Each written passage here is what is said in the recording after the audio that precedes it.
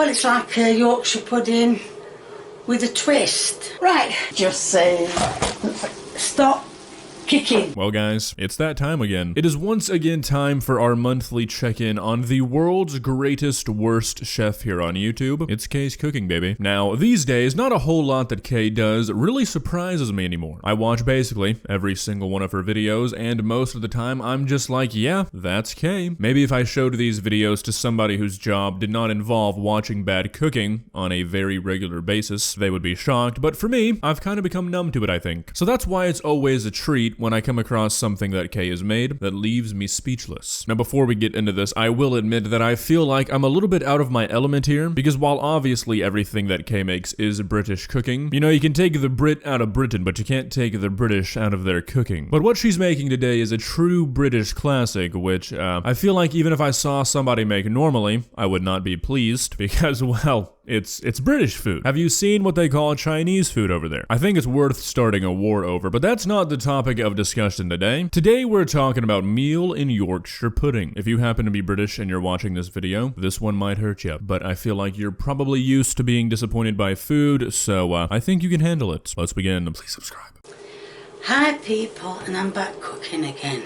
And today I'm going to be doing, well, it's like a Yorkshire pudding with a twist. Alright, so I've had Yorkshire pudding once in my life, so I'm not claiming to be an expert on the matter, but I do know what it's kind of supposed to taste like, I think, and I feel like I have a decent understanding on the uses of Yorkshire pudding. This twist that Kay is talking about, I don't think it's been approved by the National British Culinary Institution. I've never seen this technique before, and based off the comment section of this video, I don't think anybody else has either. Now, as is tradition on this channel, we're gonna skip the making of the dough, because unless Kay just poured like drain cleaner into the mix, I don't think I'd be able to call out anything going wrong. I'm not really a dough guy. I do watch a lot of the Great British Baking Show, but I don't know why anything goes wrong in that show. All I know is that Paul is just kind of weird. Now I have got my pan. You was told never to have the handles out. The ring is coming on.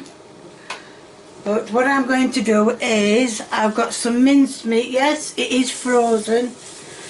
I always get my stuff and then freeze it. Oh.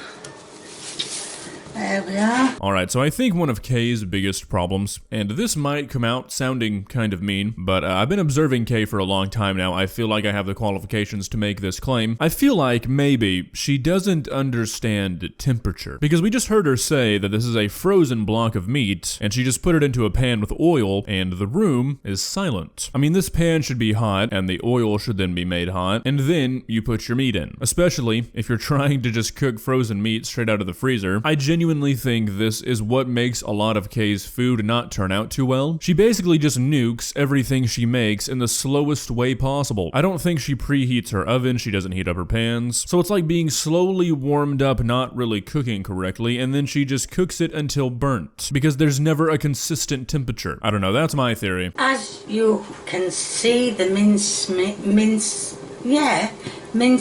yeah, I'm back to beef again, is oh dear, is breaking up slowly.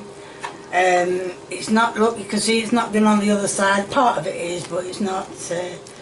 But yes, so the mincemeat is browning nicely when it all breaks. Oh. Alright, Kay, another tip. You really want your pan lined up over that silly little circle on your stovetop. I have a feeling, okay, I'm just guessing here, since about 2 inches of your pan is just completely hanging off of your stove here, that is not happening. We're not achieving such an alignment. Of course, it's not going to be perfect, but strive for as close as you can get. Right, you can see I've put the onions in with it.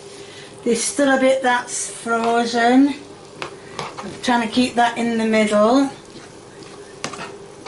to keep keep taking bits off it. Okay, so I think this is a great example of the issue I'm talking about. I've cooked frozen ground meat plenty of times before. I'm guilty of it. Patience is not always my best quality, and it takes 3, maybe 4 minutes to get it unthawed. This has been sitting in here for what I'm guessing is at least like 10 or 15 minutes, and most of the meat is still not even browned. I can't tell because all stoves are obviously different, but from the last clip we looked at, if the knob format of my stove and Kay's stove are similar, she's got this burner on the lowest heat. I mean, come on, Kay, take off the gloves, put this bad boy on like 7. I would much rather eat burnt ground meat than raw ground meat. Now you can see that I am adding not much salt left in there, but salt.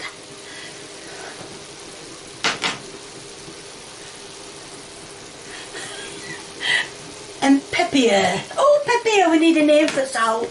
We need a name for the salt. Ooh, nailed it, Kay. I think you got that perfectly. I believe the preferred ratio of salt and pepper to 1 pound ground meat is 6 granules each, and not a single one over. I mean, seriously, what is going on in Britain? Obviously, there's the meme that they invaded all these places for the spices and then they don't use them. Why? I mean, you guys know it makes your food taste good, right? It's not just for looks. I mean, seriously, I can only let British food slide so far. What happened? It's also important to keep in mind that that frozen block in the center, it's still not fully thawed. It's been who knows how long since she started cooking all of this ground beef. I mean, we're already 10 minutes through the video, so who knows how long that translates to in real life. I can't say a specific number, but I know it's too long for ground beef to not be cooked yet.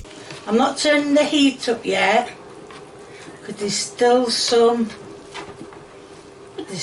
bits in it that hasn't fully got cooked. Okay, I'm really trying to understand the thought process here. She's not gonna turn the heat up yet because there is still ground beef that hasn't cooked. Okay, yeah, no, I can't understand that, so I'm not even going to try. So the pudding is now doing, the mincemeat is done, the vegetables in that one is done. The spud taters, they need mashing. Oh, I'm gonna peel my hands again, but never mind, it needs doing. So I'm gonna get on with mashing the spud taters while the pudding is doing. Right.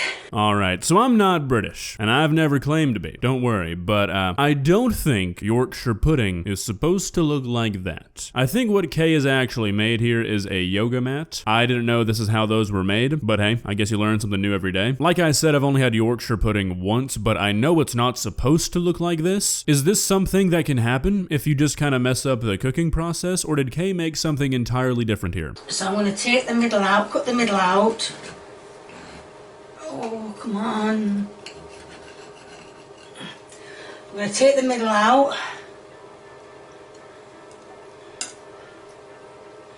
No, I'm not. I'm going to cut it properly. Right, now I've cut it out. You can see it's cut. I don't want to lift it up because I don't want to, but you can see it's cut. Okay, am I losing my mind here? Why does Kay feel the need to raise up the Yorkshire pudding to show us that it's been cut? We can see the hole. Don't worry. That is cut. Anyway, now, oh wait a moment. Right, I'm just going to focus on the pud, and I'm going to put mincemeat. Excuse me using my fingers, they are clean, they get washed every time. So that is, come on Kay, you've got plenty of mincemeat. Oh, go short on it. Okay, so we have cut a hole in this Yorkshire pudding, and now we are assembling a meal inside of the hole. Why? I googled the exact phrase meal in Yorkshire pudding, and I got a lot of recipes and pictures of like a bowl made out of Yorkshire pudding with like roast meat and roast vegetables inside of it. So that kind of makes sense, I guess, but why are we cutting a hole for this one? I mean, why make all of this Yorkshire pudding to just throw away what is essentially like half of it? I don't get it. I'm so confused about what's going on here, and based off the comments on this video, I don't think I'm gonna get any answers, which is kind of troubling. There we are. That is your end product. And here is the taste test. Right, so for a taste test I've got a bit of Yorkshire pudding, mashed potatoes and a bit of mincemeat. And I think, is that onion? There is onion in Yeah. there, but there's onion in mincemeat. Right, so here we go.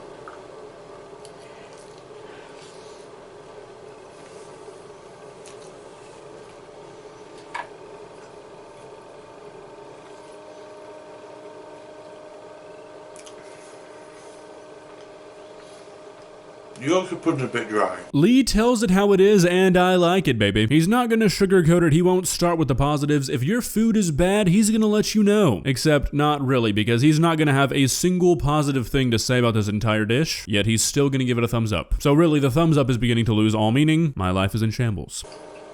Probably did it too long.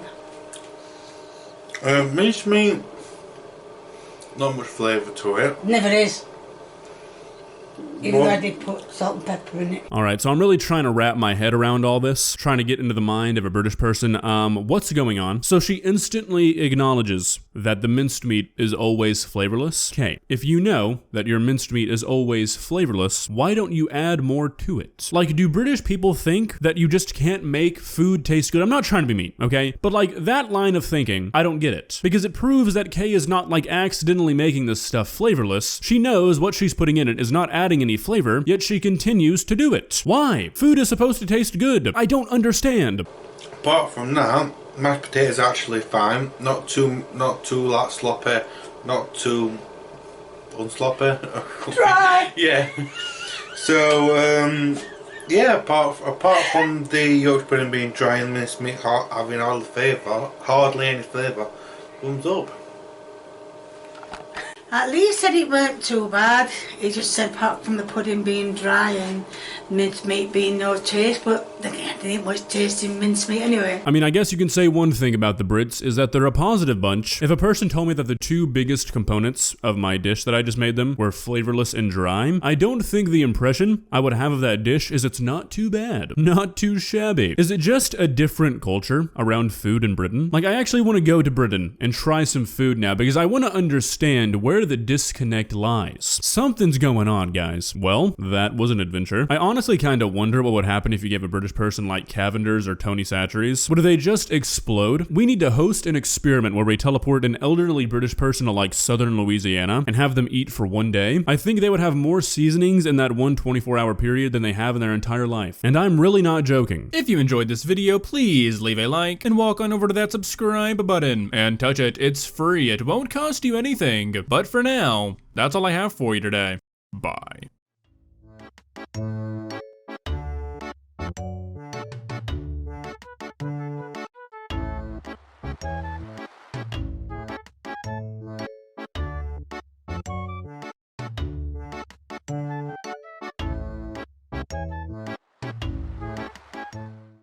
Subscribe.